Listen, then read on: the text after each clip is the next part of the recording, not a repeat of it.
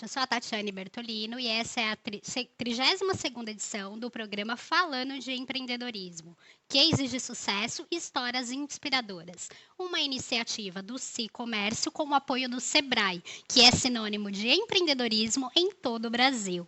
E falando em Sebrae, eu quero dar boa noite para o nosso conselheiro consultor do Sebrae Guarulhos, Gilberto Campeão. Boa noite, Gilberto. Estar com vocês hoje aqui.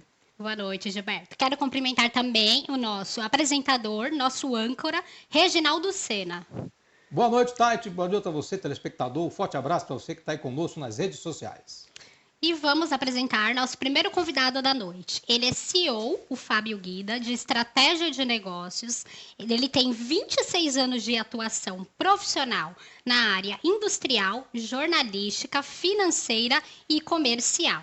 Ele trabalha com projetos e é especialista em desenvolvimento de pessoas e melhoria em processos empresariais para ganho de performance. Seja muito bem-vindo, Fábio Guida. Isso aí, obrigado, viu, Tati? Obrigado a todos vocês mais uma vez pelo convite. Prazer estar aqui. Professor, a gente sempre debate muito assunto aqui. Eu tenho algumas curiosidades. Deixa eu até arrumar a gravata aqui. Tranquilo, tá bom aí. Desenvolvimento de pessoas. Tá. A gente vive num ambiente em que nós temos o sonho, o projeto, o negócio, e na outra ponta nós temos um muro gigantesco que nos isola. Sim. A gente vive numas crenças pessoal ali, daquele mundo que a gente acha que é o correto. Como é que um gestor consegue... porque tudo bem que a pessoa até olha o seu universo, o seu ecossistema do seu negócio. Sim. Mas ela está dentro de um quadrado, de um cesto fechado dentro das suas crenças. Como é que consegue furar esse bloqueio? Bom, furar o bloqueio realmente é difícil, né? Porque a crença, isso está enraizado da pessoa desde quando ela é criança. E isso vem sendo fortalecido ao longo do processo,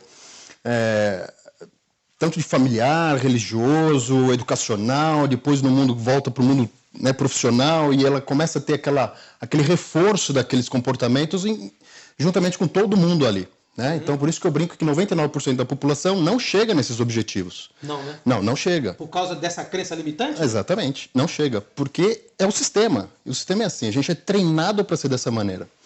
Quando a gente faz a opção por fazer o desenvolvimento de pessoas dentro das empresas, existe todo um processo, um procedimento, ferramentas que a gente pode aplicar para alinhar a expectativa da empresa, o objetivo da empresa, o planejamento estratégico da empresa, com os objetivos, teoricamente, dessas pessoas, porque essas pessoas também não têm objetivos, né? Que é muito parecido também com a maioria das empresas que também não têm os seus objetivos, não têm o seu planejamento estratégico. Como que eu quebro isso? Quando eu falo de funcionário. O problema já começa ali na contratação. A contratação é feita errada. Né? Eu fiz um outro dia também dando uma entrevista dizendo que hoje, para eu melhorar o processo de contratação, eu preciso começar a contratar por valores, por comportamento. E isso está ligado ao planejamento estratégico, que também as empresas não têm. Né? A grande maioria não tem. Como é que eu quebro isso? Voltando para a tua pergunta. Eu tenho ferramentas de feedback. É a primeira coisa que eu preciso começar a fazer com essas pessoas. Eu preciso começar a alinhar aos objetivos da empresa, às metas da empresa. Será que as empresas têm isso? A partir do momento que eu começo a ter isso, eu começo a desenvolver essas pessoas a isso que eu espero. Como é que eu desenvolvo essas pessoas? Processos de feedback, processos de treinamento, processos de alinhamento ao meu planejamento estratégico, processos de alinhamento ao meu comportamento. Uma grande parcela dessas pessoas tendem a sair do processo. Elas não conseguem ficar. Quando eu começo a entrar com um modelo de consultoria na grande maioria das empresas, uma parcela disso vai embora. Naturalmente. Porque ela não consegue viver nesse sistema. Não tem como. Uma outra parcela, que normalmente é uma minoria, efetivamente compra um negócio e começa a ver valor naquilo. Por que ela começa a ver valor naquilo? Porque ela também é beneficiada a partir do momento que ela começa a ter uma mudança de comportamento e uma mudança de resultado. Então, o valor financeiro, salário, bonificação é vinculado a isso. Esse é o primeiro grande passo. Ela manter isso, a partir do momento que ela continua dentro da empresa, é possível que ela mantenha. A partir do momento que ela sai, ela tem uma tendência a voltar ao que era. Mas a primeira parcela, a primeira ação é modelar bolso. Não tem como ser diferente. Segura um pouquinho, professor. No dia a dia, o Sebrae, consultor, que vocês trabalham o tempo todo, e aí você recebe os empreendedores, as pessoas com projeto, com ideias. Tem alguma ferramenta que naquele momento que vocês estão fazendo aquela análise, aí o cara vem para um curso, vem para palestra, o Sebrae começa a se envolver com o sonho dele, com o negócio dele. Tem alguma ferramenta que fala, meu amigo, mas você precisa mudar esta conduta. O Sebrae chega a entrar nessa seara, olhando o perfil da pessoa, que às vezes ela mesmo por si só... tem uma palavra muito comum que fala muito, se boicotando, né? Na verdade, tem algumas soluções do Sebrae. Depende, tem, né? Ele fala assim, depende da doença, tem o remédio correto. Né? O Sebrae é a grife do empreendedor, ele tem tudo lá, né? Tem tudo. Mas dependendo da situação, você tem ali a questão do mapeamento estratégico, né? Que tem um Canvas, uma ferramenta que a gente usa, que ajuda a pessoa a ter ideia do que tem que fazer, para onde tem que ir. Tem a questão também, tem um curso de gestão de pessoas, que ajuda na questão de liderança. Tem a consultoria, tem consultor especialista na área. E também tem o famoso, todo mundo conhece, o Empretec, que trabalha a questão de características empreendedoras. Então, dentro da característica, perceber que tem uma limitação, que pode ser a questão de pessoas. Então, ele vai ter que trabalhar isso junto à equipe que ele vai liderar. Porque não existe empresa sem pessoas. Não adianta, porque as empresas, uma pessoa só não é empresa. Quando você imagina empreender, implica ter um negócio e ter pessoas que vai trabalhar. Pode ser um cliente, pode ser fornecedor ou pode ser, né, os funcionários, né, os apoiadores. Você já encontrou pessoas que são vítimas do próprio sonho? Eu lhe explico. Eu queria tanto uma fábrica de copo. O meu sonho era ter uma... Gente, é simplificando. Pode ser um salão cabeleireiro, pode ser uma loja de roupa, de calçado, mas eu estou dando um exemplo aqui. Eu queria, de todo jeito, eu queria ter uma fábrica de copo. Eu lutei tanto tempo, sonhei, imaginei, e de repente as coisas começaram a clarear e eu montei a fábrica de copo. Só que por eu presenciar o sonho realizado, eu me dou tanto nele, eu me entrego tanto com ele, que quando chega um Fábio para dar uma opinião, eu falo, esse cara tá de brincadeira. Você já se encontrou com gente assim? Já. E que você olha para ele e fala, meu amigo, gente, acabou de sair aqui, vítima do sonho. Eu vou até escrever uma frase sobre isso, hein? Vítima do sonho. Já encontrou alguém que é vítima do sonho? O que é vítima do sonho? Você sonhou tanto, realizou, só que aquilo está deixando você tão realizado e que você não está vendo nem o resultado que está acontecendo. Já encontrou gente assim, professor? Já encontrei gente assim. Outra coisa que eu brinco bastante, né? Você torna algo que não é palpável, que não existe, você executa e cria a sua empresa. Você traz isso para a realidade, você realiza o teu sonho ali. Só que você estaciona da mesma maneira. Esse insight, esse momento de atitude que você teve em criar a tua empresa, ele para no mesmo momento que você cria, porque você acha que aquilo, a partir dali, fala, pô, agora eu realizei, agora vai dar tudo certo, foi isso que eu sempre sonhei. Tá. Só que para você fazer isso funcionar, você precisa fazer isso todos os dias.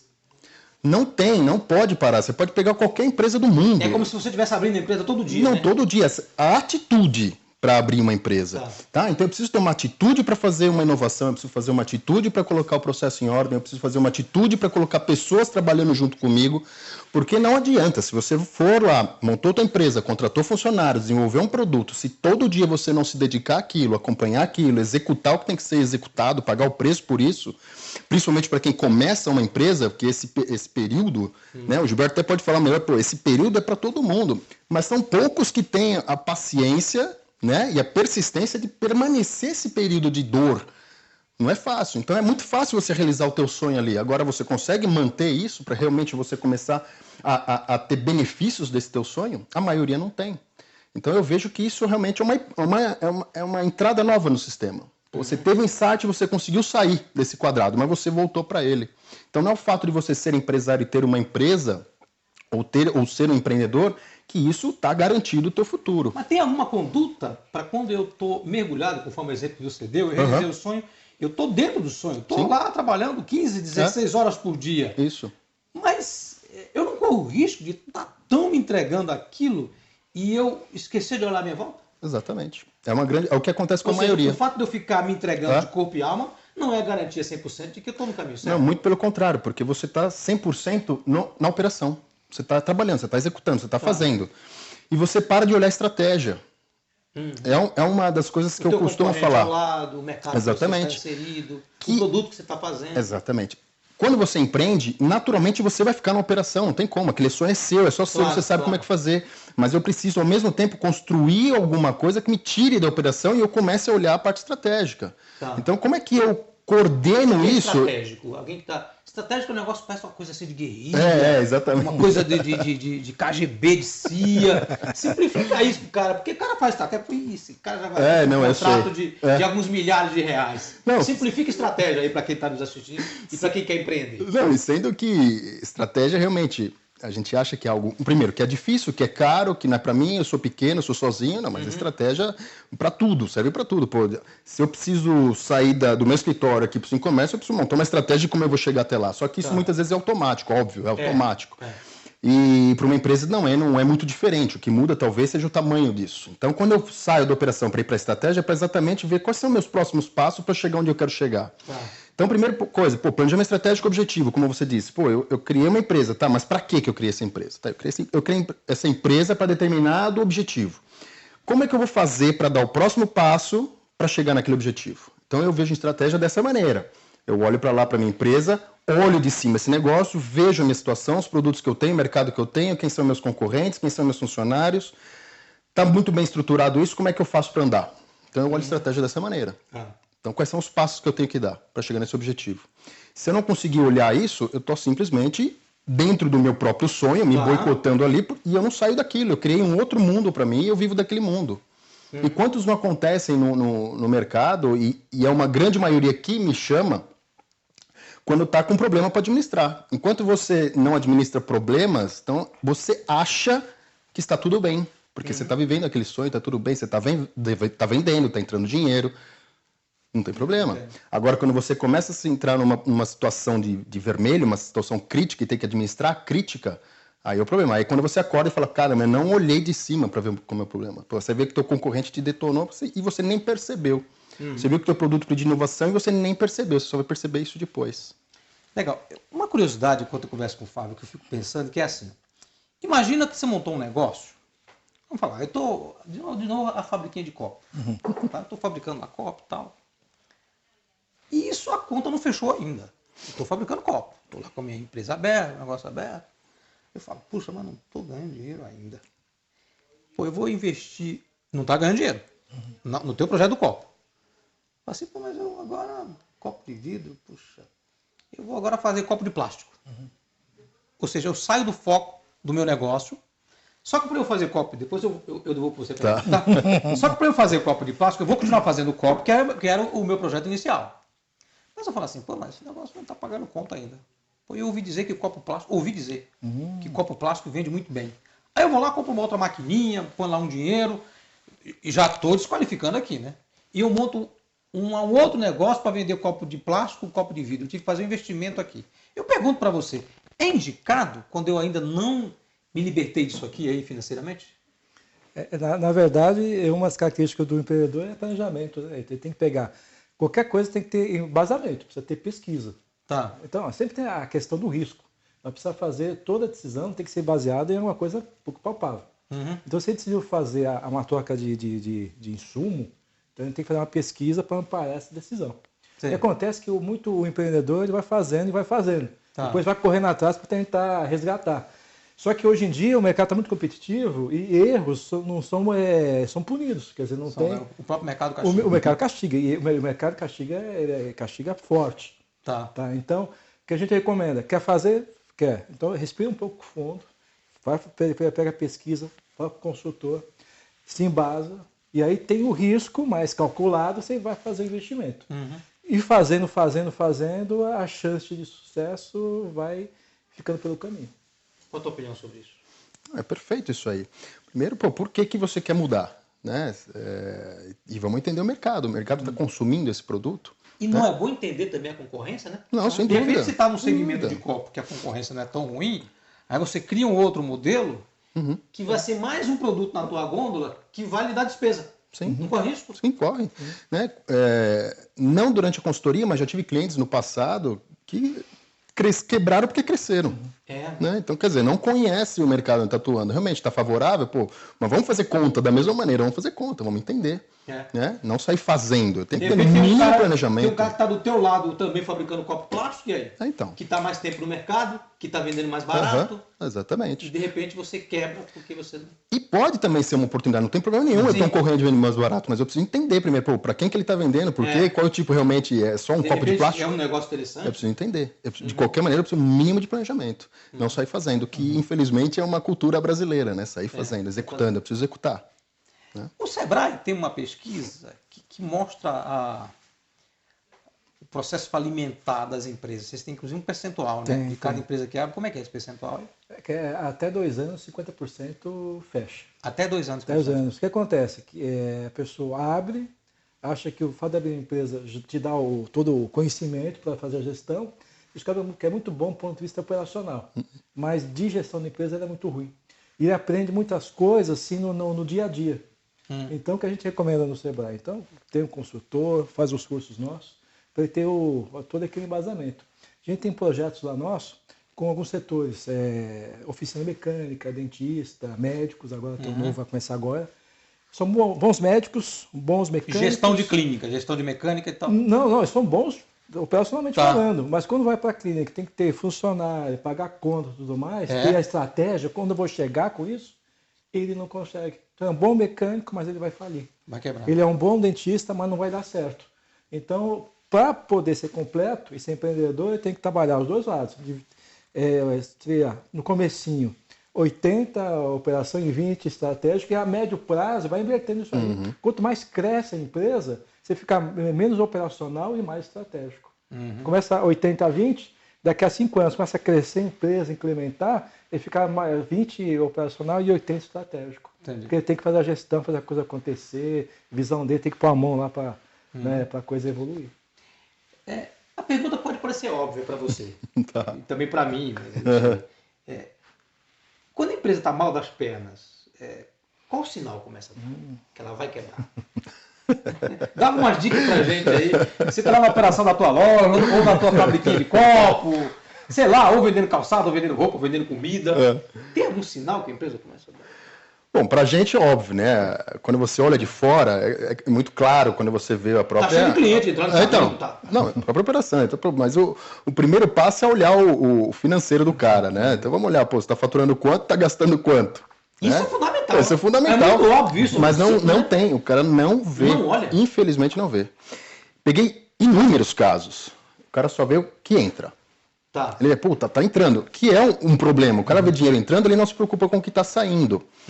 E aí é onde ele começa depois, lá na frente, quando ele se depara com aquilo, ele tem que admitir uma crítica. Isso, desculpa, até interromper. Isso é como aquela armadilha do cheque especial, né? Você está faturando, quer dizer, cheque especial de 1.000, gastei os 1.000, mas vai entrar mais 1.000. Quer dizer, cobra o cheque e eu continuo gastando. Continua gastando, virou automático. Virou automático. Quer dizer, o faturamento é 100, a minha despesa é 110. Eu corro aqui, tô devendo 10. Os 10 caem no faturamento seguinte, é isso? E aí continua essa bola. Vira uma bola de neve. Que é 10, que é 12, 15, 20. Acontece. Aí quando chega no 100, aí... Não, acabou, não tem jeito. Porque aí você passa a não mais dominar o teu negócio. Você está sendo dominado por ele. Aí as decisões são mais suas. Você disse um negócio interessante. Então, você só reage. Você fica o tempo todo reagindo. É uma reação. Quer dizer, é o negócio cuidando de você, não você cuidando do negócio. Exatamente. Fatalmente ele vai quebrar, né? Vai quebrar. Porque como não depende mais de você as ações, algum buraco que surgir no meio do caminho já te estrutura todo o resto. Né? Pessoal, olha, 20 minutinhos aqui, já chegamos no final. Quero te agradecer pela oportunidade, viu? Eu que agradeço. Dá os teus contatos, como é que faz para chegar até você? Manda aí, meu irmão. Bom, vamos lá. O primeiro contato, através do WhatsApp mesmo, que é o 99-626-9408. Ou o Instagram, que seria também um bom trabalho, que é o Fábio Guida CO, de consultoria, né? Fábio Guida CO. Isso. Muito obrigado, te agradeço pela oportunidade. Eu que agradeço. Forte abraço, obrigado, irmão. viu? A gente volta já com mais um empreendedor aqui para falar de negócio para você. Segura aí, voltamos já. Mais de 8 milhões de quilômetros quadrados, mais de 200 milhões de pessoas. O Brasil é gigante. Sabe o que move esse país? A força dos pequenos negócios, que representam 98,5% das empresas no país. 54,5% dos empregos formais e 27% do PIB. E quem está à frente de um pequeno negócio não pode ficar esperando por dias melhores. O dia deles é hoje. Dia de produzir, criar, inovar e de fazer acontecer. Dá para imaginar o país sem esses empreendedores? É preciso reconhecer o seu valor. É com a força dos pequenos negócios que teremos uma economia forte e sustentável. O Sebrae sabe que em cada canto do país tem um empreendedor disposto a fazer o dia de hoje melhor que o de ontem. E onde tem vontade de empreender, tem o apoio do Sebrae. Aqui tem Sebrae. Disrupção tem se tornado a palavra de ordem. As empresas cada vez mais se adaptam aos novos tempos, criando tecnologias que se moldem aos novos hábitos dos consumidores. Isso já se observa em vários setores da sociedade e também na forma como as pessoas já andam se relacionando com o mercado, refletido, evidentemente, no forte uso de plataformas mobile para se resolver vários aspectos do dia a dia, como pedir comida e até solicitar um transporte. Em razão dos novos hábitos de consumo, especialmente das novas gerações, que concentram muitas atividades cotidianas online, o mundo está mudando suas formas de relacionamento com esses consumidores para a linguagem que está se tornando usual e trivial, a tecnologia. E o mercado bancário não poderia ficar inerte e alheio à nova tendência digital. Inicialmente com o Internet Banking, que já nos anos 90 revolucionou a forma do consumidor gerir sua vida financeira junto aos bancos que ofereciam esse tipo de serviço. O que se observa agora é uma segunda etapa na evolução desse relacionamento, as fintechs. Derivada da junção das palavras em inglês, financial, financeiro, e technology, tecnologia, as fintechs são entendidas como startups que otimizam e facilitam a utilização de serviços financeiros por meio da tecnologia. Isso, na prática, significa custos muito menores para os consumidores, que conseguem, inclusive, juros mais atrativos em produtos e soluções financeiras 100% online e descomplicadas, eliminando a burocracia das instituições financeiras tradicionais. A gama de serviços oferecidas pelo meio digital aumentou exponencialmente nos últimos meses, se observarmos o volume de bancos digitais que surgiram no mercado, oferecendo contas bancárias digitais, cartões de crédito sem anuidade, empréstimos em condições mais acessíveis e outros serviços com agilidade, segurança e transparência. Atento a esta movimentação, o Simcomércio resolveu inovar mais uma vez, criando uma solução financeira digital, mas ao mesmo tempo humana. Assim nasceu o Bancomércio, que além de possuir todos os benefícios de uma fintech, ainda criou um diferencial inquestionável em relação às que já operam no mercado, qual seja um posto de atendimento físico e humanizado, sediado no interior do escritório regional da Junta Comercial do Estado de São Paulo, em Guarulhos, estreitando as relações com aqueles que empreendem na cidade de Guarulhos. A missão do Bancomércio é tornar-se a curto e médio prazos a mão amiga do empreendedor e da empreendedora guarulhense, ofertando produtos bancários a taxas e condições justas e acessíveis e, acima de tudo, descomplicando a forma de gerir a saúde financeira do seu negócio através de um atendimento pessoal e customizado.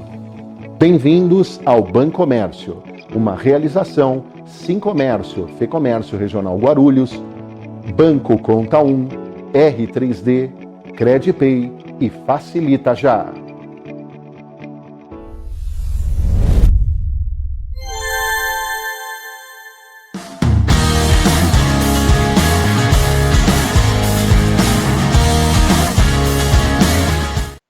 Estamos de volta com o segundo bloco do programa Falando de Empreendedorismo, cases de sucesso e histórias inspiradoras. Nesse segundo bloco, nosso convidado é formado em administração de empresas e gestão comercial. Ele foi gestor de várias empresas como a Loja Renner e trabalhou há mais de 15 anos no mercado de seguradoras, como empresas como a Porto Seguro. Nosso convidado de hoje é o Odair Alves, da Bem Viver Corretoras de Seguro. Seja bem-vindo, Odair. Obrigado, boa noite, obrigado pelo convite. É um prazer estar aqui com vocês. Seguro ainda é muito caro?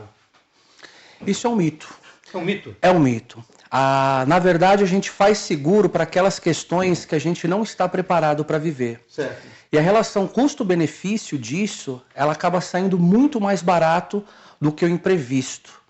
Há pouco ainda conversava, e hoje tem uma característica de seguro que é o seguro profissional, voltado ali para profissionais liberais. Por exemplo, então aquele profissional liberal que exerce uma função, por exemplo, o dentista. Se ele tiver um acidente, perder a mobilidade da mão, como que fica a capacidade dele de trabalho?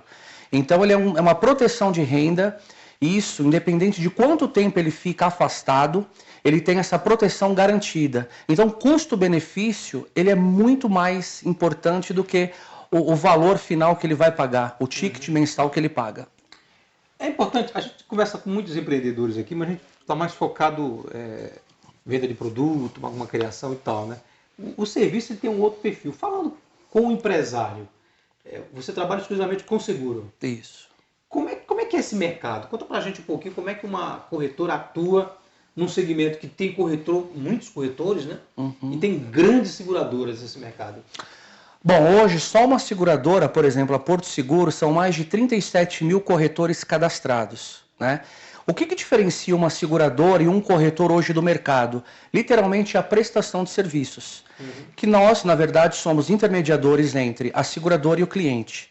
Então, até que ocorra o evento, e tomara que não ocorra, mas até que ocorra o evento, até que ocorra o sinistro, a batida, infelizmente aí o falecimento, toda seguradora e todo corretor é bom. Então, o que diferencia e o que mantém vivo hoje um profissional no ramo de seguros no mercado, realmente é a proximidade com o cliente.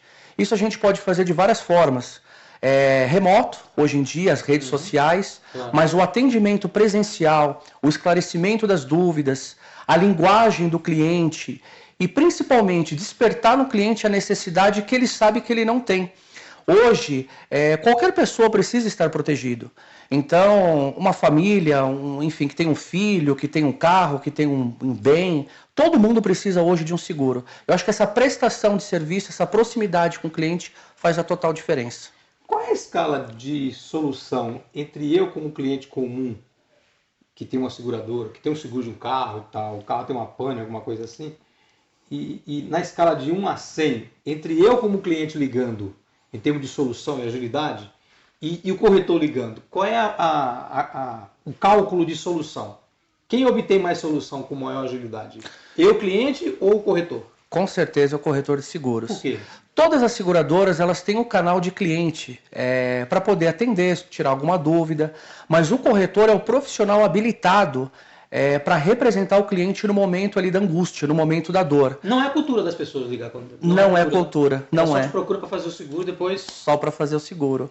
Que, na verdade, isso é um erro também. A pessoa, quando ela paga um profissional, quando tem um profissional assessorando ela tem total direito de entrar em contato com o profissional para poder fazer essa assessoria.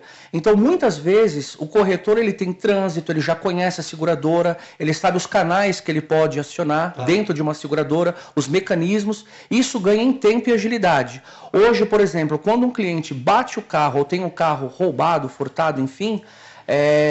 quando o corretor pega toda a documentação desse cliente, no máximo em 15 dias, todo o valor já é depositado na conta do cliente. Então, quando o cliente vai fazer isso sozinho, além dele não ter o conhecimento, ele não lidar com a fatalidade todos os dias, ele não sabe os canais. Então, o corretor realmente ganha em velocidade e agilidade para o cliente. Campeão, como é que o Sebrae lida quando tem um empreendedor que ele vende um serviço e o outro vende um produto? As características e as ferramentas de gestão são as mesmas? É que, na verdade, serviço é... No caso dele é serviço. O caso, por exemplo, o corretor. Tivemos um projeto lá no Sebrae de corretor de seguro. Corretor, o dentista, mesmo o mecânico voltando, é serviço. Serviço, ele tem características, o serviço não pode ser guardado, né? Então você pode armazenar produto. Serviço não. Então tem que ser prestado na hora que acontece. Então, e quando acontece, ele tem que estar estruturado para poder atender essa demanda do cliente. Então no caso de produto, você estoca, vê o cliente, você vai lá, pega o produto e entrega para o cliente. Serviço não. Então precisa montar uma estrutura para poder atender essa demanda do cliente. Então você tem um salão de beleza, Se vem 50 clientes para ser atendidos, tem que ter cabeleireiro para poder atendê-los. Ou estruturar para poder fazer isso. Então tem algumas diferencinhas básicas. Quer dizer, então precisa se organizar pensando nessa realidade da diferença entre os dois tipos de itens, né? Mas tem estratégia diferente. Tem estratégia diferente. E um detalhe, uma coisa que funciona em serviço é fundamental, é relacionamento. Então, relacionamento é o diferencial da escolha entre um profissional e outro. Então, se você isso é fundamental. É fundamental. E isso aí tem que usar relacionamento como da antiga, uma visita, ou usar as mídias sociais, usar o YouTube, Instagram, não sei. Mas tem que ter contato com o cliente. Não pode ter esse distanciamento. Isso é fundamental. Seguro é a lei do acaso. Uma coisa é você chegar para mim e dizer, Reginaldo, eu tenho um carro ali, estou te vendendo. Ou tem um consórcio que eu estou te vendendo. Seguro é como que você estivesse me preparando para dizer, Reginaldo, se acontecer... Né, é difícil vender seguro? Devemos usar a lei do acaso, que poderá ou não? Na verdade, esse é o papel do profissional de seguros. É despertar a necessidade do cliente que ele não sabe que existe. Então, literalmente, o seguro, ele traz uma comodidade, um conforto, uma segurança nos momentos que o cliente menos espera que vai acontecer. Então, por exemplo, hoje, um casal aqui no Brasil, ele realmente estrangula toda a renda dele. Ele não está preparado para uma perda familiar, ele não está preparado para imprevistos, para gastos, e isso já é comprovado. A pessoa precisa provisionar parte da renda dela para poder investir literalmente em coisas que ela não está ali preparada no dia a dia. Então, quando tem uma boa conversa, quando a gente entende um pouquinho a necessidade do cliente e mostra para ele que realmente, em determinados momentos, como que ele lidaria se ele não estivesse trabalhando, como ele lidaria se ele não estivesse ali com a esposa, provendo a renda com ele. Então, a gente mostra isso para o cliente. Isso realmente é a única forma, claro, né? Você pode pegar, poderá acontecer, como não poderá acontecer. E você comentou agora há pouco. É bom que não aconteça, né? Que bom que não aconteça. Eu vou lá contribuir, é bom que não aconteça nenhuma tragédia nesse sentido. Tem um tema, rapaz, que eu converso muito e a gente vê muita dificuldade, que é seguro-fiança. Principalmente para locação. E eu ouço as pessoas dizer, por que exige tanto, hein? Na verdade, hoje, quando o inquilino ele vai passar a morar no imóvel, para desocupar, para desapropriar esse imóvel depois, ele é muito difícil. Então, hoje, ninguém mais está se propondo a ser um fiador, e os próprios proprietários não estão aceitando como calção aqueles 2, 3 aluguéis adiantados. Então, nada como ter uma seguradora hoje como fiador. E como que funciona o seguro-fiança? Me permite? Claro. Como que funciona hoje o seguro-fiança? Mais ou menos 2, 3, 4 valores de aluguéis, onde o inquilino ele paga mensalmente para a seguradora, e se eventualmente é uma tranquilidade isso para o proprietário. Se eventualmente esse inquilino não pagar o aluguel, a seguradora entra com toda a assessoria jurídica, reembolsa os aluguéis que ele não pagou para o proprietário. Então a seguradora ela vai se certificar de que o cliente tenha fôlego financeiro para poder honrar esse compromisso. Então é feita uma análise de crédito, uma análise de mercado, comprovação de renda, literalmente para que se o cliente deixar de pagar, a seguradora vai acionar e trazer o conforto aí para o proprietário do imóvel. É claro que com o nível de endividamento, hoje eu vi na televisão divulgando quase 13 milhões de desempregados, né? Quer dizer, e tem muita gente vivendo de empreender, não é isso? Que é o que a gente sempre traz aqui. O cara montou um negocinho, ele está trabalhando, o score dele está baixo, porque afinal de contas ele está vendendo artesanato, ele está vendendo tal coisa. Isso faz com que também o imóvel não seja alugado, né? Porque dizem que para você provar que você é um bom pagador, você tem que comprar e gastar, né? Caso contrário, se você não tem esse movimento, você não consegue. E a seguradora é assim, né? Se você tiver lá R$10 protestado de uma continha de celular, não vai ter o seguro liberado, né? Não passa. Quer dizer, não passa. Esse é um segmento e de fato a gente vê muita plaquinha por aí, o cara alugando direto, né? Quer dizer, entra no modelo ainda de confiança. Porque, querendo ou não, a gente acredita e trabalha muito com a ideia de que as pessoas são honestas, né? Mas por causa de um ou outro, e seguradora trabalha em cima desses dados científicos, né? Como é que está o segmento, está assim, está assado, tem muito desemprego, quer dizer, trabalha em cima de dados que faz com que a seguradora acredite. Ela tem muito mais na mão o que está indo bem ou está indo mal, né? Esses caras têm um trabalho extraordinário. Tem um trabalho de atuário forte em cima disso. Né? Atuário. Atuário. Isso, é um trabalho estatístico e não é difícil a gente entender, né? Hoje os números são mais de 13 milhões de desempregados. Então, assim, a capacidade de honrar os compromissos, infelizmente, não é nem por questões de caráter, é realmente condições financeiras. Então, hoje, para você dispor de um imóvel de 300, 400, 500 mil, mantendo esse exemplo, a seguradora e o próprio proprietário quer ter segurança de quem ele está colocando dentro desse imóvel. Às vezes esse imóvel ele veio de uma herança, às vezes esse imóvel veio de um planejamento pessoal muito grande. Como que eu vou colocar uma pessoa dentro de um imóvel sem conhecer as características dessas pessoas? Por isso que o trabalho que a seguradora faz, embora é um trabalho minucioso, é um trabalho que exige muito, mas faz sentido. Faz sentido para que todas as partes possam, de fato, ter uma segurança na hora de alugar, enfim, o imóvel. A gente comentou um pouquinho, a Tati até falou um pouquinho do teu currículo aí. Antes de você trabalhar com corretagem, você trabalhava em empresa? Trabalhei há mais de 20 anos no mercado CLT, tá. Né? E aí eu fiz uma transição de carreira há 2 anos para o mercado empreendedor. Trabalhei em mais de 5 seguradoras diferentes, então sempre tive ali o meu pezinho no seguro.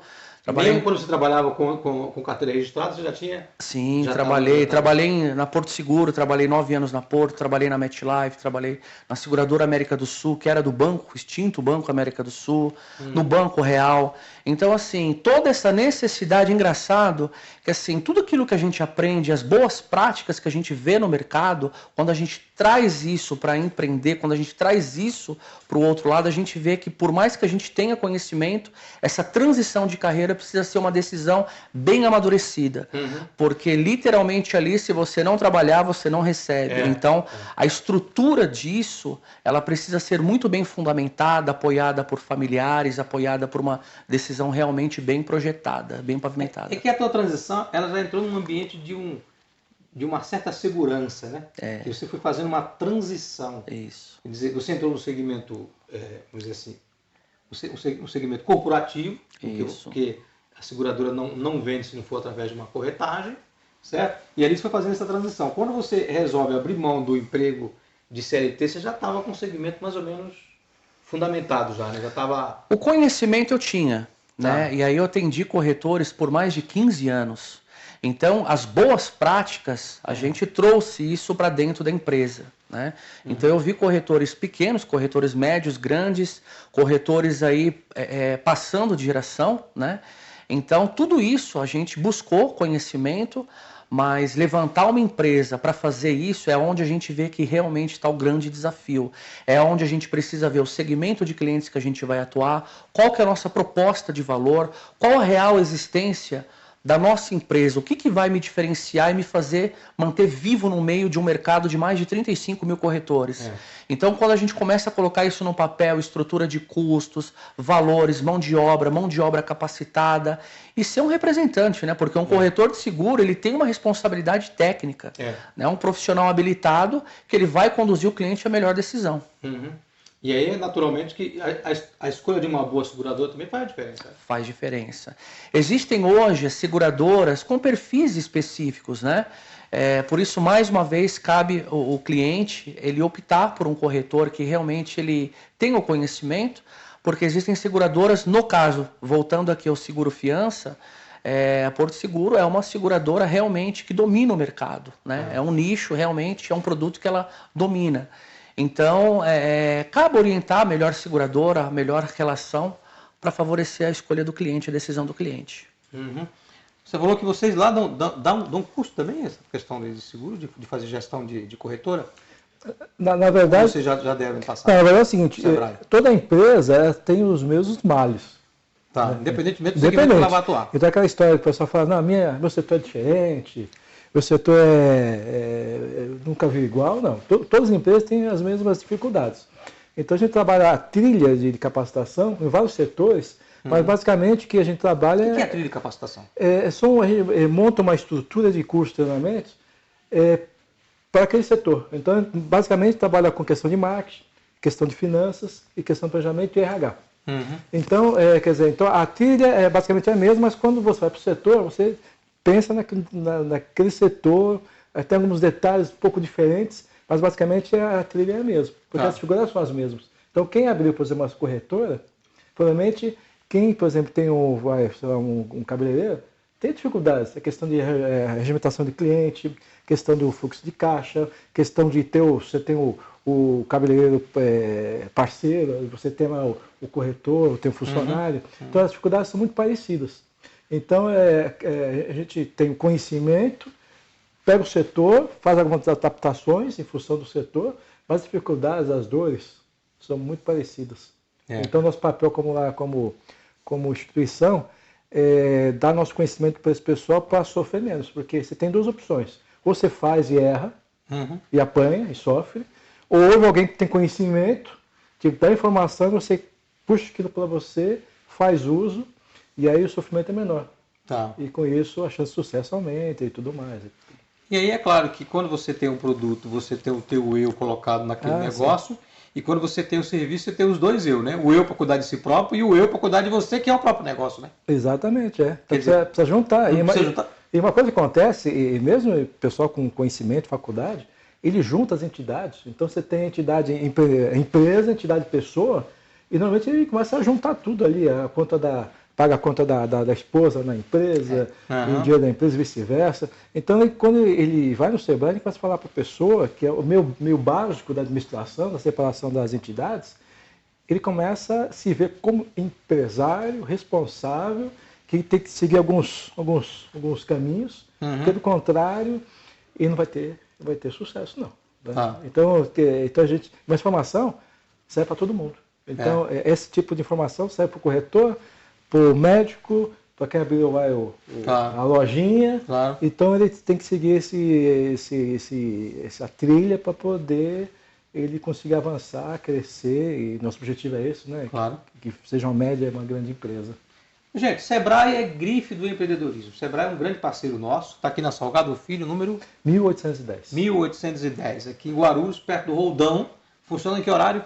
É das 9 às 17. Das 9 às 17. Segunda a sexta. Está lá à disposição, qualquer um que tem um sonho, um projeto, um desejo, vai sentar lá para pegar uma orientação lá. Vai lá que o nosso pessoal é bom. Está à disposição. Está à disposição, é bom. Dá os teus contatos, como é que acha você, a corretora? Bem Viver Corretora de Seguros, redes sociais, Facebook, Instagram, os telefones 951900786, tem o nosso site ali, sempre vai ter uma pessoa, Instagram, Bem Viver Seguros. Bem Viver Seguros. Isso. E também o Face Bem Viver Seguros. Bem Viver Seguros. Então, meu amigo, quer uma corretora que vai te ajudar, te orientar, saber como é que é o melhor produto para você, o serviço? Procura aqui a Bem Viver Corretora de Seguros no Instagram e no Face, tá bom? Forte abraço, muito obrigado a você e até a próxima segunda com mais histórias de empreendedorismo. Valeu, meu irmão. Obrigado. Obrigado, agradeço. Valeu.